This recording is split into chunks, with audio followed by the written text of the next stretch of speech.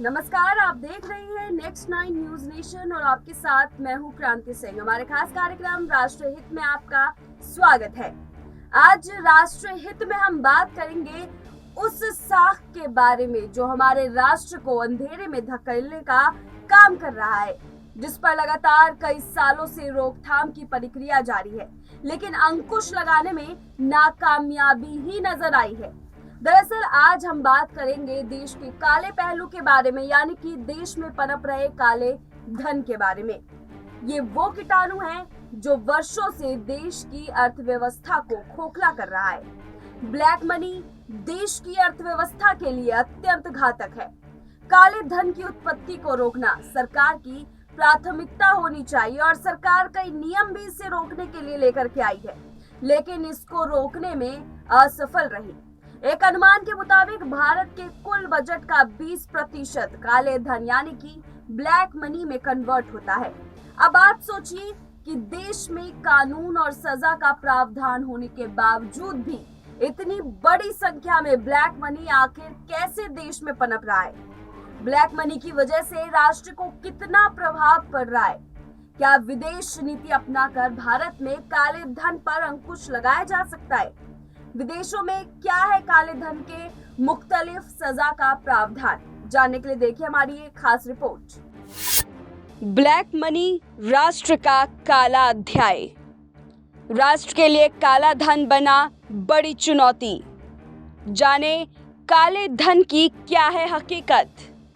Black money की फैलती जड़ से खोखला होता भारत। काले धन का अर्थव्यवस्था पर कैसे पड़ता है प्रभाव। काले धन के जाल से कैसे निकलेगा भारत। विदेश नीति क्या भारत को दिला पाएगा इस काले खेल के चंगुल से आजादी। भारत एक ऐसा राष्ट्र है जो इन दिनों आत्मनिर्भरता के रास्ते पर निकला हुआ है, लेकिन इसी बीच देश के कई ऐसे मुद्दे हैं जो भारत को कामयाबी के इस शिखर पर बढ़ने नहीं दे रहा है और भारत की नींव को खोखला करने की कोशिश कर रहा है। इन्हीं मुद्दों में एक अहम मसला है ब्लैक मनी का, और भारत में इसकी जड़ें फैलने के साथ साथ दिन पर दिन मजबूत होती जा रही है। यहाँ आप पहले ये समझे कि काला धन क्या होता है। दरअसल ये एक ऐसा धन है जो किसी भी अवैध गतिविधि द्वारा अर्जित किया जाता है।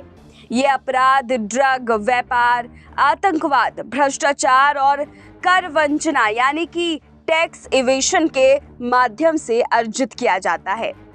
काला धन अर्थव्यवस्था के लिए किस प्रकार घातक है, ये अब आपको बताते हैं।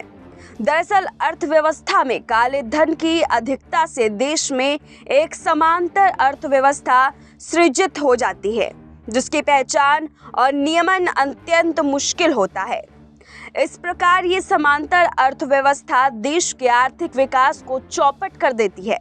काला धन भूमिगत अर्थव्यवस्था सृजित करता है, जिसके राष्ट्रीय आय और जीडीपी से संबंधित आंकड़ों का सही आकलन कर पाना मुश्किल हो जाता है और अर्थव्यवस्था की गलत तस्वीर प्रस्तुत होती है। इससे नीति निर्माण में सटीकता नहीं आ पाती है। काले धन के सृजन के दौरान टैक्स इवेशन होती है, जिससे सरकार को राजस्व हानि होती है। परिणाम स्वरूप सरकार को टैक्स में बढ़ोतरी करनी पड़ती है और साथ ही घाटे का वित्त पोषण का सहारा लेना पड़ता है, जो अर्थव्यवस्था को नुकसान पहुंचाता है। आपको बता दें कि काले धन का इस्तेमाल ज्यादातर मनोरंजन, विलासिता, भ्रष्टाचार, चुनावों के वित्त पोषण, सट्टेबाजी और आपराधिक गतिविधियों में किया जाता है, जिससे एक तरफ अपराध और भ्रष्टाचार को बढ़ावा मिलता है तो दूसरी तरफ उपयोग पैटर्न बिगाड़ने में दुर्लभ संसाधनों का अपव्यय होता है। क्या आपको पता है कि भारत के कुल बजट का 20% काले धन में सम्मिलित हो जाता है।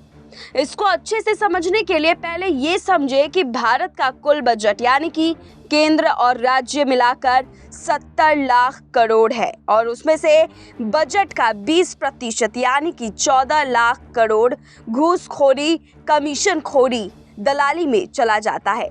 इसका मतलब हर साल 14 लाख करोड़ काला धन बन जाता है और इसका नुकसान भारत को झेलना पड़ता है।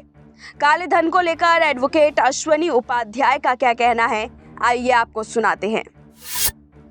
और भारत के अंदर हर साल लगभग 14 से 15 लाख करोड़ रुपए ब्लैक मनी जनरेट हो रही है। ध्यान से आप समझिए इसको, 14 से 15 लाख करोड़ ब्लैक मनी भारत के अंदर जनरेट हो रही है। केंद्र और राज्यों का टोटल बजट 70 लाख करोड़ है। केंद्र का और राज्यों का दोनों मिला के टोटल जो बजट है भारत का वो 70 लाख करोड़ है। यानी 70 लाख करोड़ के आसपास भारत यहां पे काम धंधा व्यापार होता है। इस बजट का 20% यानी 70 लाख करोड़ का 20% यानी 14 लाख करोड़ हर साल ब्लैक मनी में कन्वर्ट हो जाता है।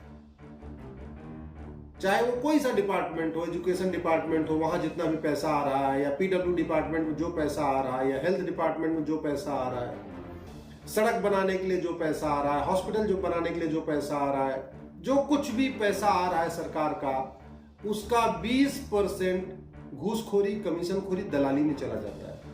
यानी 70 लाख करोड़ का 20% यानी 14 लाख करोड़ हर साल ब्लैक मनी बन जाता है। और वो ब्लैक मनी भारत के अंदर बन रहा है। विदेशों वाला छोड़ दीजिए, जो विदेशों में ब्लैक मनी पड़ा है मैं उसकी चर्चा नहीं कर रहा हूं, मैं भारत के अंदर की बात कर रहा हूं। ये जो 14 लाख करोड़ भारत में बनता है, इसकी बहुत बड़ी मात्रा में लगभग 50% गलत काम के लिए यूज होता है। अपहरण में काम आता है।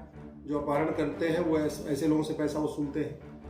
किडनैपिंग में ये पैसे यूज होते हैं। जिनके पास काला धन होता है उनके बच्चों को किडनैप कर लेते हैं, वो पैसा वसूल लेते हैं, 1 करोड़ 2 करोड़ 5 करोड़ वसूल लेते हैं। लेकिन इसका बहुत बड़ी मात्रा में पैसा सिमी, पीएफआई, एसडीपीएफआई, ऐसे जितने भी जिहादी संगठन है, अलगाववादी संगठन है, मजहबी उन्माद फैलाने वाले संगठन है, या धर्मांतरण कराने वाले संगठन, उनकी फंडिंग होती है।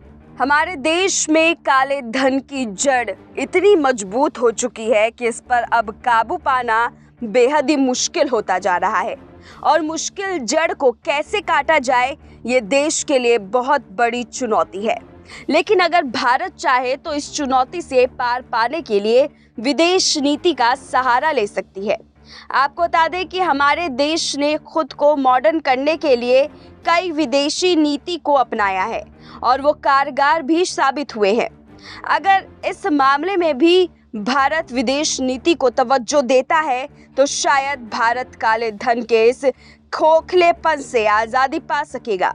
अमेरिका, चीन, सिंगापुर के नियम कानूनों को अपनाकर हर साल 14 लाख करोड़ बचाया जा सकता है। एडवोकेट अश्वनी उपाध्याय ने भी विदेश नीति को अपनाने के लिए कई बड़ी बातें कही हैं, सुनिए। मैंने ये कहा है, जिस तरीके से दुनिया के और देशों में 500 साल सजा होती है, 600 साल सजा होती है, 800 साल सजा होती है, वैसे ही सजा का प्रावधान भारत में भी किया जाए। आप गूगल करिएगा लॉन्गेस्ट सेंटेंसेस इन अमेरिका, तो पता चलेगा जिन्होंने कोई घूसखोरी किया, जमाखोरी किया, मिलावटखोरी किया, कालाबाजारी किया, मानव तस्करी किया, नशा तस्करी किया, सोना तस्करी किया, या और तरीके के चीटिंग, फ्रॉड, फोर्जरी किया, उनको 400 साल सजा होती है, 500 साल सजा। आप सोच रहे होंगे 400 साल आदमी जिंदा नहीं रहता। हाँ, जिंदा नहीं रहता, लेकिन सजा होती है। और सजा ऐसे नहीं कि 10 साल, 20 साल, 40 साल के बाद होती है। 1 साल, 2 साल के अंदर सजा हो जाती है। हमारे देश में 2002 में, 2012 में राहुल गांधी का केस शुरू हुआ था। सुब्रमण्यम स्वामी जी की पिटीशन पे 2012 में एफआईआर लॉन्च हुआ था।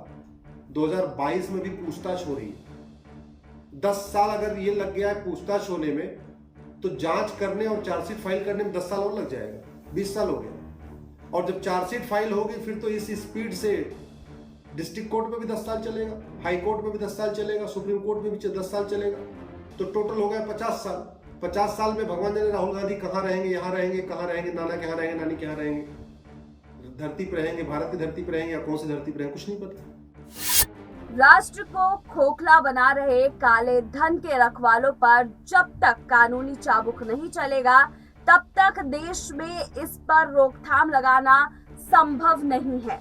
आप इस पूरे मुद्दे को गहनता से समझिए और आप लोग के क्या तर्क हैं हमें कमेंट करके जरूर बताइएगा। और इस ब्लैक मनी से किस तरीके से छुटकारा पाया जा सकता है, कैसे देश को इससे निजात मिलेगा, हमने अपने तर्क आपके सामने रखे हैं। आप लोग के क्या तर्क है इस पूरे मसले को लेकर के हमें जरूर कमेंट करके बताइएगा। फिलहाल राष्ट्रीय हित के अगले एपिसोड हम कल फिर लेकर के आएंगे, तब तक मुझे दीजिए इजाजत। नमस्कार।